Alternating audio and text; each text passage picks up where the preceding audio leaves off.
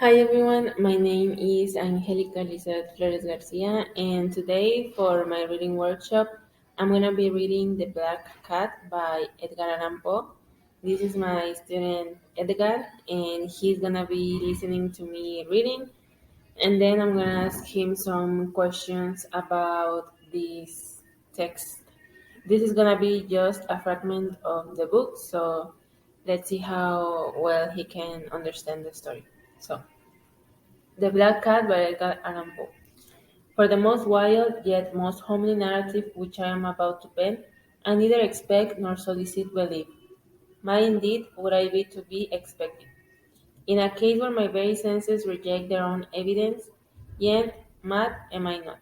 And very surely do I not dream, but tomorrow I die, and today I will unburden my soul.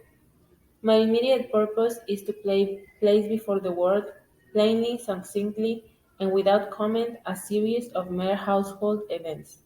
In their consequences, these events have terrified, have tortured, have destroyed me.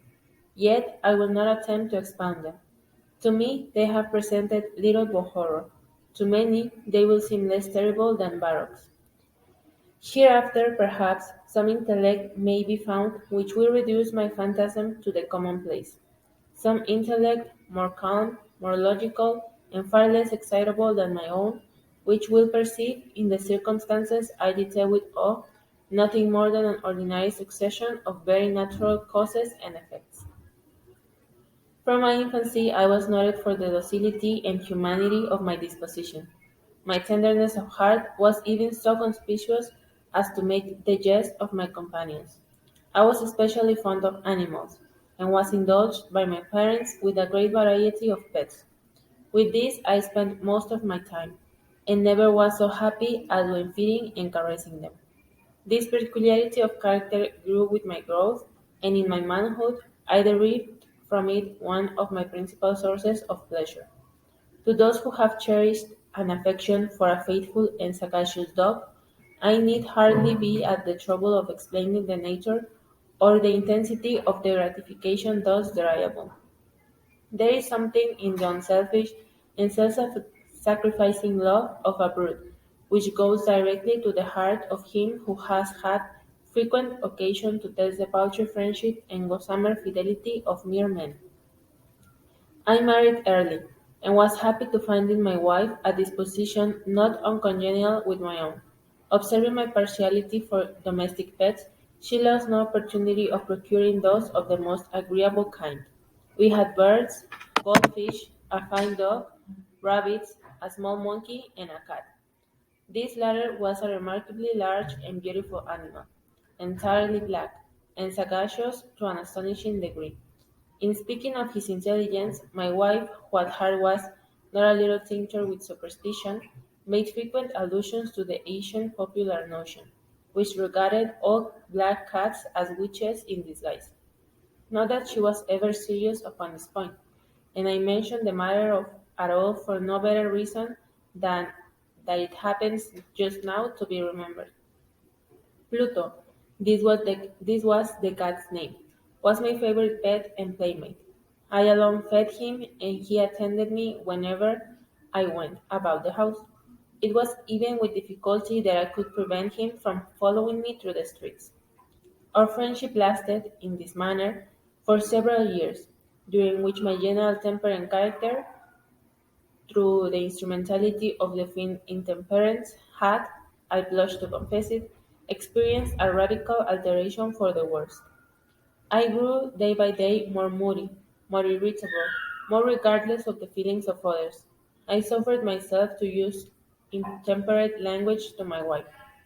At length, I even offered her personal violence. My pets, of course, were made to feel the change in my disposition. I not only neglected but ill used them. For Pluto, however, I still retained sufficient regard to restrain me from maltreating him, as I made no scruple of maltreating the rabbits, the monkey, or even the dog, when by accident or through affection they came in my way. But my disease grew upon me, for what disease is like alcohol. And at length, even Pluto, who was now becoming old and consequently somewhat peevish, even Pluto became began to experience the effects of my ill temper.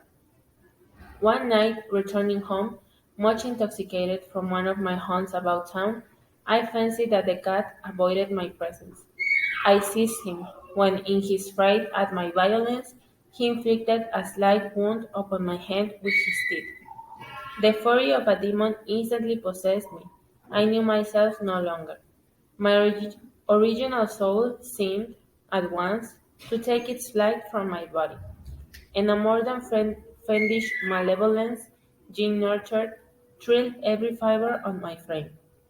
I took from my waistcoat pocket a penknife, opened it, grasped the poor beast by the throat, and deliberately cut one of its eyes from the socket.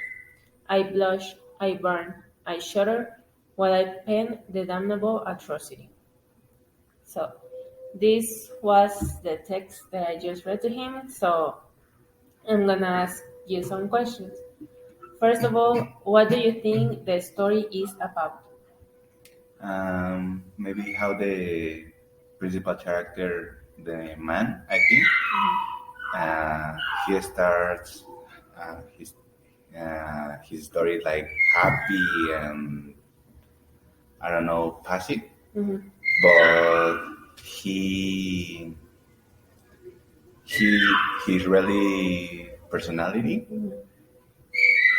is bad when he drinks, maybe because when he drinks alcohol, he starts to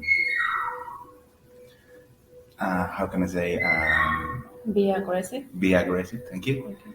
and all the animals uh, suffer the consequences. Yes.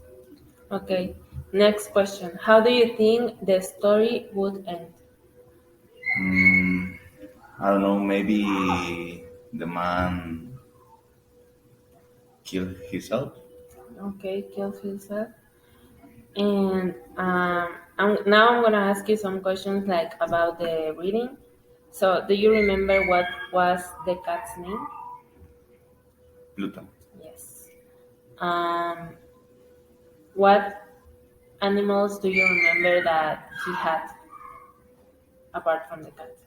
Okay. Well, the principal is the cat. Okay. Then bird, monkey, golden fish, Yes. and a dog. Yes. Okay. So, did you like the story or not? Yes, I like it, but well, and not the part when he, how can I say, maltrata, Harms? harms the animals. But yes, the story sounds very interesting. Okay. I think that would be all. Thank you.